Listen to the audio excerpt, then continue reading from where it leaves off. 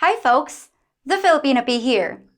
And today we've got the riveting sequel to our story about Roy, the American man who found love in the Philippines and simply refused to be denied by the global pandemic, travel restrictions, and mountains of paperwork in order to reach the woman he loved but had never even seen in person.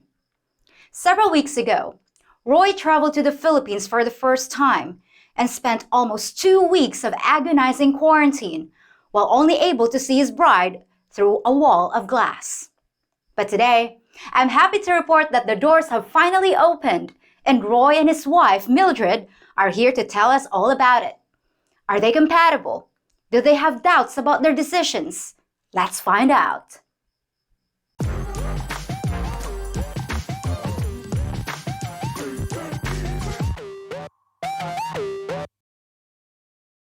There we go. All right. Hey, Roy and Mildred. Finally, it's so nice to meet you and great to see you both together. How's the happy couple? I have a lot of questions to ask. So when did you get out of quarantine? Was Mildred there when the door opened? On the day that I was leaving, I basically just called her up like, I'm leaving. And she like ran over as fast as she could. And then there was a confusion about whether or not I could leave after that. So there was a lot of back and forth. And so even leaving wasn't like, it wasn't just like, okay, bye. It was like we had to talk and like negotiate and get emails and all the rest of the stuff. And then the moment that everything was fine, we walked right outside and held hands for the first time. Yeah, and hug. And hugged and all that stuff. Oh, tell me about it, Mildred. How was it? How was the feeling holding hands with your husband for the first time? Was it electrifying? I was nervous. I was shaking a bit. Shaking a bit? Yeah. when first time hold your hand, and then I was shaking a bit nervous, and We were at the both same very time, excited. Yeah, I'm feeling. I want more. She wants more. She wants more. Okay. So, how was the first kiss? You know what? We actually, when we first got out, we actually didn't kiss at first.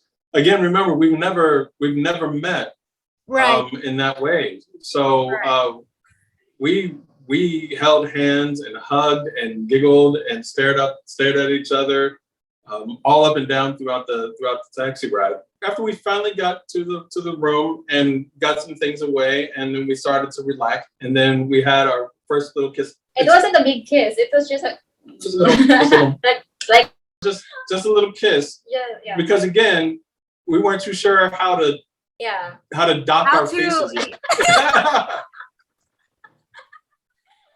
I am too short, and he's so tall. When I look at him, my neck hurts. So, have you done anything fun since you got out, or did you just bury yourselves in each other's company? First day, we didn't do anything. Anything we're going to tell you about, I should say.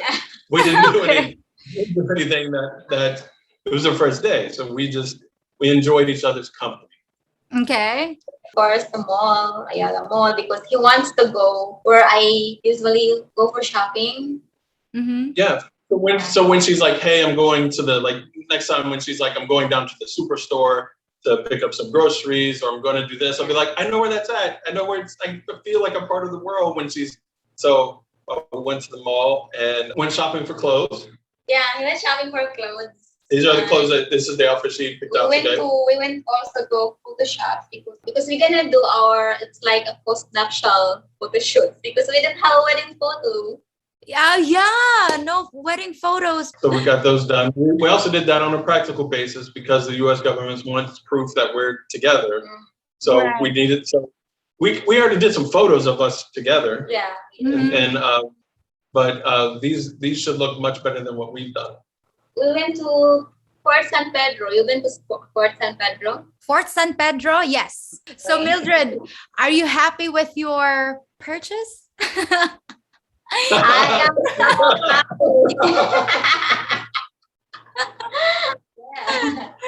happy. Has the realization hit you that you're married? Every now and then, I forget that we're married. And then, like a little bit, I'm like, you married me? Like the amount of times that I've asked that question, like, you married me. How about And you, I said, Mildred? Is it sinking in? yeah, when he keeps asking why you marry me, I said, I don't know. When you propose to me, there's only two answers, yes or no. So I said yes. So So that was it. That was the reason why. That's what there's no maybe. happened. Fair enough. There's no maybe. So yes, why not? So Mildred, what about Roy has surprised you so far? Do you Ah, think he is significantly as described? yeah, Yeah. everything is big. Everything is what? Sorry? Everything is big. Big. Everything is big. You know, he's a tall guy. All right. That surprised you a lot. Everything is big. The rumors were true about Western guys. Yeah. What about you, Roy? How is Mildred different from what you imagined? A little bite-sized. She's easy to take care of. Mildred is a bite size. Bite size. What does your family think of all this, Mildred? Did they think you were crazy? You're getting married online? What was their comment? Yeah, the first was they said that, have you met him? I said no, I haven't met him yet. And then, but I'm gonna get married to the person I never met yet. And then they were confused, of course. And I said, well, if that's what you want, we're just here for you to support you, because they really wanted me to get married because they wanted to see their granddaughters or son from me. So they really wanted me to get married. And yeah, when I told them that I'm gonna get married, and who's that guy? And I said he's from the US. And yeah, then I introduced him to my parents Before we got before we engaged. got engaged. Well, how about your I- friends? I know my friends. I have told my friends also. I have 3 close friends. I told them also. Of course, they were like surprised. They were surprised we're gonna get married with online, but it just happened so fast. I don't know. I don't know. He proposed to me. He was making a video and proposing to me. So it wasn't the traditional proposal. So everything happened online. Everything happened. And Did he then kneel down? Like, will you marry me? he was just sitting on the couch. Oh, come on, Roy. Why were you just sitting on the couch? I got dressed up. Did I get dressed up? No, not for No, that. he didn't. I didn't get dressed up for that one. Yeah, so since he cannot give me the ring, the engagement ring, he sent me some money to buy an engagement ring. So I got it. I was done putting it on my finger. And I said, I got the ring. Oh, God. That is so cute. Everything happened so fast. I don't know. You guys look so, I don't know, vibrant, happy. That's So, Roy, what's your favorite Filipino food so far? Is there any? I don't. Well, it has to be Filipino because you made it. The beef one with the carrots that I said was like a stew. Okay. What is that called? It was like Yeah, the first day that he arrived, I brought him a beef salpicao. Ah, beef salpicao. Yeah, that's nice. I like it too. so that. No, that was my favorite. Reminded me a lot of stew, but it has some other flavors to it. Then the fruits. Yeah, he's been tasting lots of fruit like the lanzones Mm-hmm. and the rambutan, the mangosteen, the pomelo. The calamansi. He likes the calamansi juice, fresh calamansi juice. And we went to the grocery store, and I was looking at all the different fruits, and I was just like, "What's this? What's this?" I had like everything. I didn't know anything. I was like, "What is this thing? What is this thing?" I was like, "Why do you have 3 different versions of mango and 2 different avocados? The avocados look nothing." I'm like, "What are these things?" And so we like got different fruits and to try. We have lots and lots of different kinds of bananas, right? We have like red bananas, we have yellow, and we have the green ones, and we have the ones that we cook. Katong sab aba na day. Saba? Ah, Saba. Sabah. Sabah. Oh. Yeah. How about the rambutan? The hairy ball. Sorry, sorry for my. Right, exactly. Exactly. Harry That doesn't. When you crack it open, oh, that looks painful. balls. Yeah, the spiky hairy balls, and you crack it open, and you got the oh no! But it Yeah, tastes good. Harry balls. Hairy balls, the the red, the spiky one around it. Because I was laughing with my friends, my Western friends before when they tried it. It's like, oh, you guys sell hairy balls. Like, what hairy balls are you talking about? Ah, rambutan. Yeah, we call it rambutan. Oh God, Mildred, was it Uh, true that you lied about your height? Oh, that's true. I put it 4'11". Or I'm not 4'11". I think 4'9" or 4'10", something like that. Yes, I lied about my height. But I told him after that, How old are you again, Mildred? 33. No way. You don't look 33. that is one thing that I'm a little bit worried about coming to the States. Is that not only does she look very young, but also she's very small. A dwarf met a giant. I mean, I don't think anyone would raise an eyebrow, like saying, hello, miss, are you here with this guy willingly? I don't think someone will ask that. Yeah, nobody asked that yet. Yeah. No, yeah. Well, we aren't in the States, but not yet. What can you tell the guys out there that are planning to choose the path you took in coming here in the Philippines? So finding someone internationally takes money, but it doesn't take a whole bunch of money. So it's something that you can do. You can save up for it, make that happen, and all the rest of the stuff to find it. There are a lot of women out there who have someone just like you in their sights. And I know it seems really weird because different standards of beauty and age and things like that can really confuse stuff. But there are women who have a taste for you. Biggest thing is to be honest and upfront. That's just on any dating platform. Do not hide behind things. Don't try to deceive. Don't try to manipulate them into liking you. Make sure that it's very clear, because if you start off telling a lie, you have to tell that lie for the rest of your life. And that's not good for anybody involved. When this happens and you find that special person and you know that it's truly love and you want to go forward with it, even in this time of the pandemic and all, you can make that happen. But you have to know that there's going to be things that pop up out of nowhere that make it difficult. That aren't even about you and her. Just about like rules, regulations, spikes in disease, vaccinations, and all the rest of that stuff. And you have to have a clear head and focus and a good person on the other side who's also willing to do the work.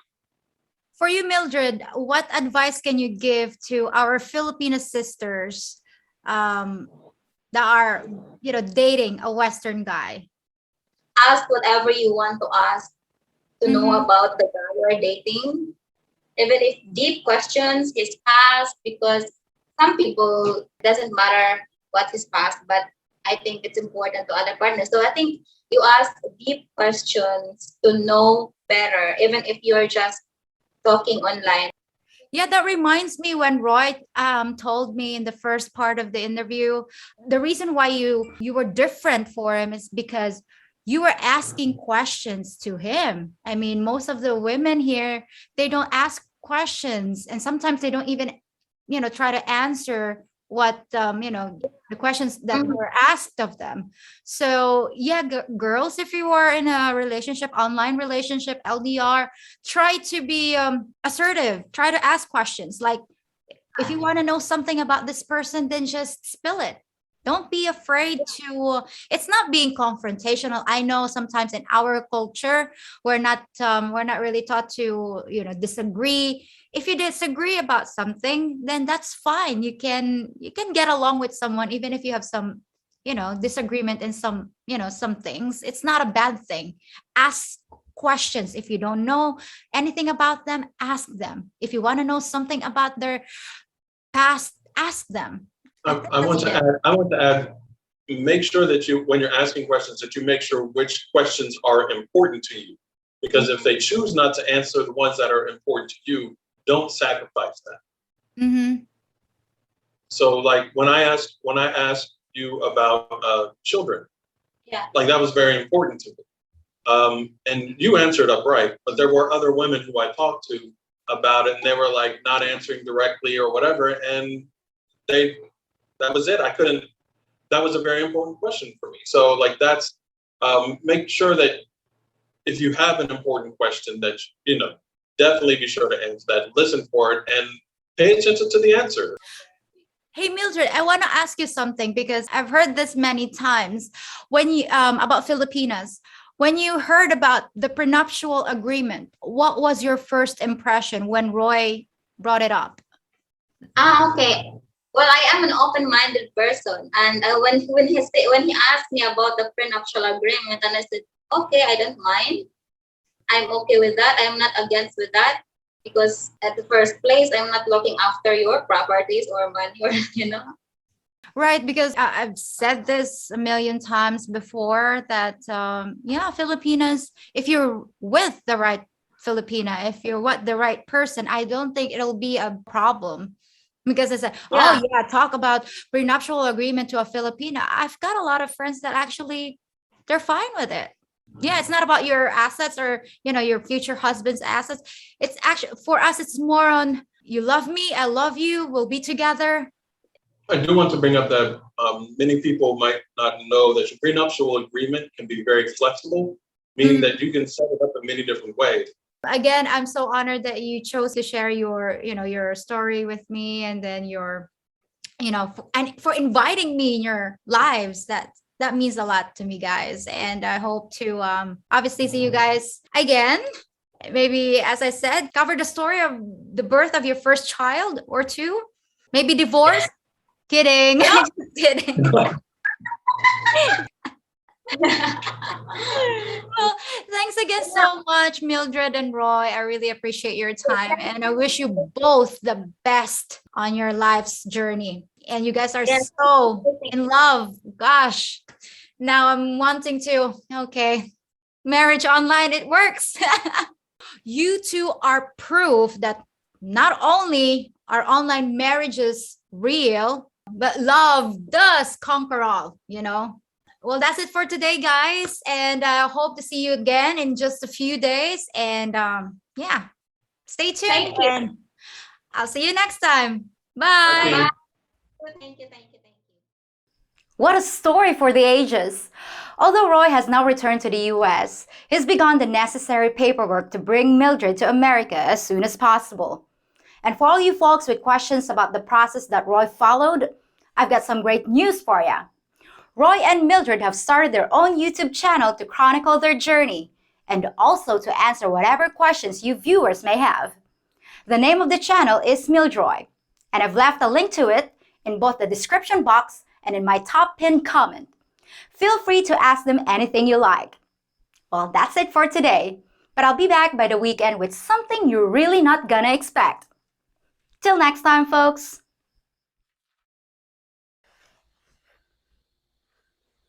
Just one last thing before you go. If you think about it, I'm kind of like your bartender, listening to your comments and questions, giving you advice when I can, and brewing up some intoxicating content for your enjoyment. The only thing I ask in return is a small tip in the form of a thumbs up on this video, subscribing to my channel, sharing this video with friends, and hitting the notification bell so you know when your next round has been poured. I promise, it'll only take 10 seconds to do, and your tip will make my day. You wouldn't want to shaft your bartender, would you? And for last call, why not enjoy some of my other videos too? See you real soon!